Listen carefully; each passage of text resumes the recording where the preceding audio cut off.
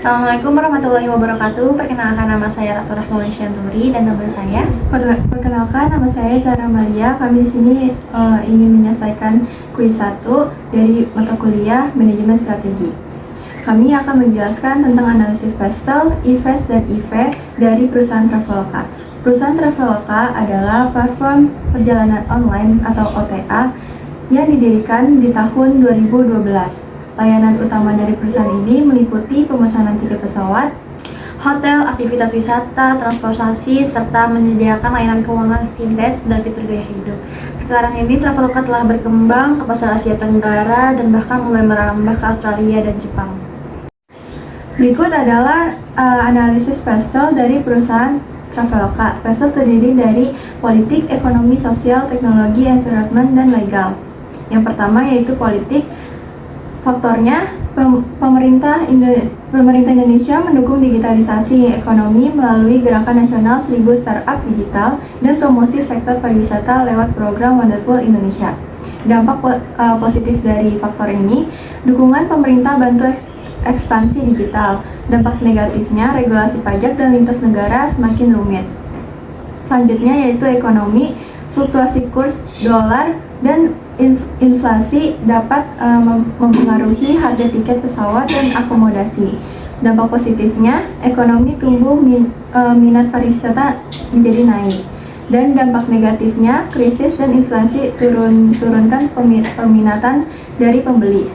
Yang ketiga yaitu sosial. Masyarakat semakin digital service, 70% menggunakan internet di Indonesia melakukan transaksi online. Dampak positifnya, gaya hidup digital dorong pengguna. Dampak negatifnya, ekspektasi tinggi resiko reputasi dari perusahaan. Selanjutnya ada teknologi, inovasi super app yang mengintegrasikan tiket, hotel, aktivitas, pay later, dan asuransi.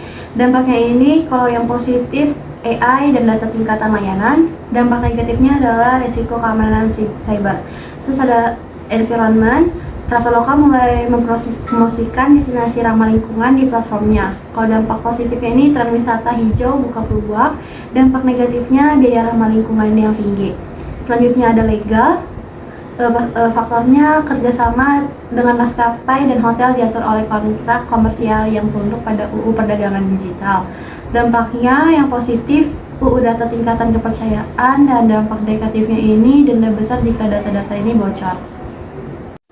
Berikut adalah matrik IFAS dari perusahaan Traveloka yang menunjukkan bobotnya adalah 1, skornya 3,05, yang artinya skor total 3,05 lebih tinggi dari nilai rata-rata hipotesis 2,5, menunjukkan bahwa Traveloka memiliki lingkungan eksternal yang relatif menguntungkan, tetapi tetap dengan sejumlah tekanan dan resiko.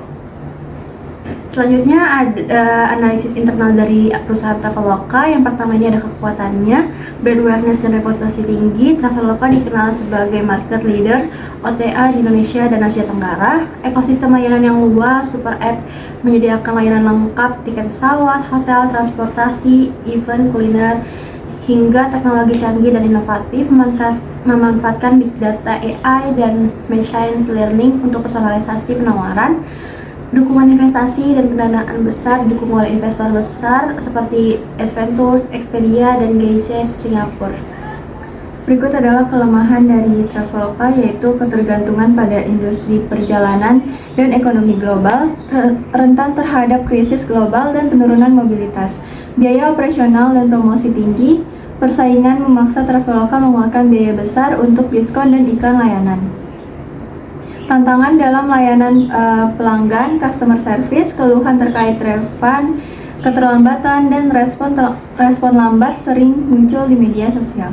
Hasil metrik IFE dari perusahaan Traveloka dengan bobot 1 dan total skor 2.82. Nilai rata-rata standar IFE sendiri adalah 2,5, sedangkan skor IFE Traveloka ini 2,82,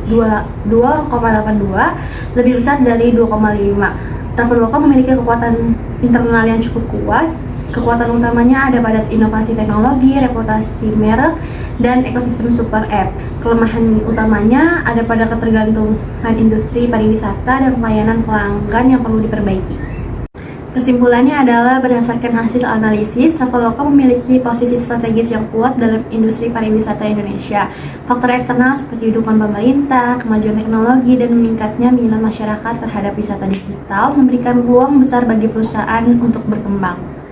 Namun, Traveloka juga harus mengantisipasi ancaman berupa regulasi ketat, resiko keamanan data, dan fluktuasi ekonomi. Dengan inovasi berkelanjutan, penguatan keamanan sistem, serta adaptasi terhadap perubahan pasar, Traveloka dapat mempertahankan dan memperluas dominasinya sebagai platform perjalanan dan gaya hidup digital terdepan di Asia Tenggara. Sekian penjelasan mengenai analisis perusahaan Traveloka. Kurang lebihnya mohon maaf. Wassalamualaikum warahmatullahi wabarakatuh.